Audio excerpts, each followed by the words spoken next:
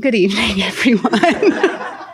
My name is Liz English. I am the campus program manager for the Kaufman Interfaith Institute, and I have a ridiculously difficult job to follow Krishnamano in. I don't know how I'm going to do it, but I'm going to do my best and keep in mind that I get to introduce another incredibly inspirational speaker tonight.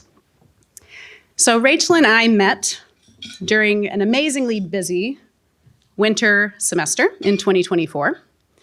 Rachel, a McNair scholar, a behavioral neuroscience major, a philosophy minor, and an all-around go-getter, somehow found the time to follow her personal passion at the intersections of civil discourse and interfaith engagement right through Kaufman's door, and right in time for our first on-campus interfaith photo voice cohort. Kismet was the word that she used in her first email correspondence with me, and I couldn't agree more. Over the past year and a half, Rachel has kept me on my toes in the best ways possible.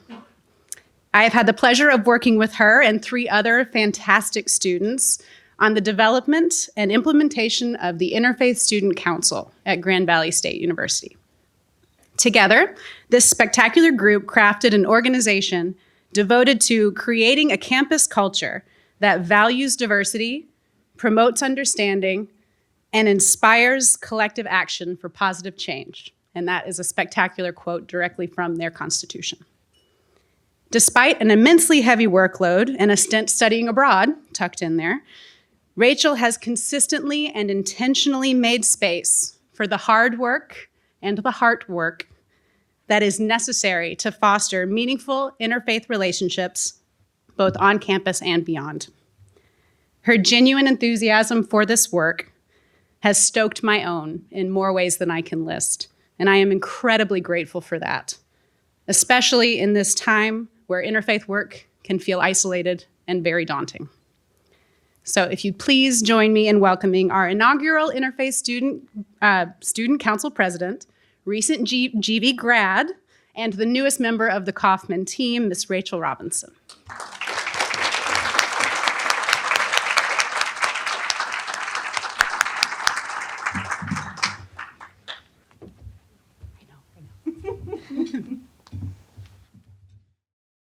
I also have to take a deep breath because I'm just so touched by everybody in the room.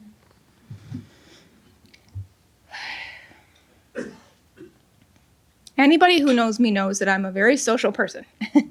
I worked 10 summers on Mackinac Island as proof, living my very best life, engaging with tourists from all over the world. But what I didn't know was missing yet was an interfaith lens. That would come later. When I came to Grand Valley, like many other first-generation students, I lived a very full schedule, working multiple part-time jobs while carrying a full course load. I searched for belonging. I found friends and classes and organizations, but something still felt missing. I felt disconnected from my classes, from my peers, and even myself. So I dipped into my savings to intentionally carve time out to reconnect. And that's when I saw a flyer in Kirchhoff about a group of students coming together to learn about their worldviews, whether they be religious, spiritual, or secular. Each week we came together to discuss our worldviews through photography, and each week was a different prompt. So one was, how does it show up in your life every day? What are some of the challenges that you face in living them out? And how would you mitigate those challenges if you were president of the university for a day? It was in these spaces that I used to find the courage to give my voice, to tell my story, and to listen to the stories of others. That room changed everything for me. My life is often running from one thing to the next. But after these gatherings, I found myself wanting to pause, to reflect on this magic that we were creating together. There was a sense of trust, of being fully seen. We were allowed to be our full selves. No part of us was asked to be smaller, less, or masked. I move through life like this, shifting and adapting through whatever room I walk into. And it's exhausting. But in these rooms, I didn't have to do that. My fragmented identity found refuge. I wanted to find a way to capture how I was feeling in a photo. This transformation that was taking place. I had this vision of a broken glass with my reflection in it, and I wanted it to represent how I felt before these spaces.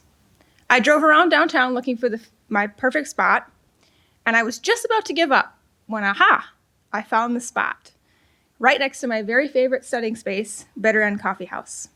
But when I got out of my car and got closer, I realized I was a little too short for the for the picture, and I looked across the street, and there was a trash can. So I rolled it over and sat on top of it, and while I'm not proud of how the photo came to be, I am proud of the end result.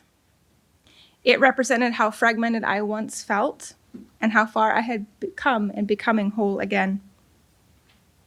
Later, when the Kaufman Interfaith Institute asked if I wanted to be a more official role on interfaith work on campus, I jumped up and down and said, "Where do I sign?" As president of the Interfaith Student Council, I was able to attend the Interfaith Leadership Summit in Chicago last August, and I distinctly remember walking out of a break room and feeling that same awestruck wonder I felt all those months ago in Photo Voice. I walked into an elevator to head to my room to reflect, and that's when I looked up and saw Liz's familiar face. What I said to her is, "I feel like I've really made it, like I found my people." But what I meant by that was this. I felt my belonging, a space where I feel understood, appreciated, and fully seen, where every piece of me fits, where listening and understanding each other come first. One of the most surprising examples of experiencing this came from a chance encounter on a plane from London to Rome. I met a woman sitting next to me, and we exchanged stories somewhere between takeoff and landing. But by the time we touched down, she extended an invitation that felt too genuine to pass up. "My choir is singing this weekend. You should come." Before these interfaith experiences, I don't know that I would have had the courage to go alone in a new country. But 2 days later, I found myself walking into a community hall in a quiet neighborhood, not knowing anybody, but strangely feeling at home. We were invited as participants to participate in the Culture of Spirit Festival in Rome, where they did guided meditations, dancing, and my new friend's choir performance. That afternoon wasn't just a cultural exchange, it was a reminder of how rich life becomes when we let ourselves show up fully for one another. So when I think about what interfaith work has meant to me, it's this. It has given me more than belonging. It built my confidence. It gave me structure for self-reflection during a time of immense growth. It taught me not just who I am, but how I want to show up in the world as a student, a leader, and a neighbor. More importantly, interfaith work has shown me that it's about building community, creating spaces where people can better understand each other. It taught me how to listen deeply to others, and it reminded me that belonging is not something you just find. It's something you create intentionally together. It's the slow, brave, necessary work of understanding. And that work has given me a vision of what community can look like when we choose courage over fear and curiosity over division. When we allow ourselves to experience the richness of others and their perspectives, we equip ourselves to see the beauty in the complexity and ambiguities of our neighbors. I am beyond grateful for this work, this community, and this home. And I can't wait to see where it takes me and my community next. Thank you.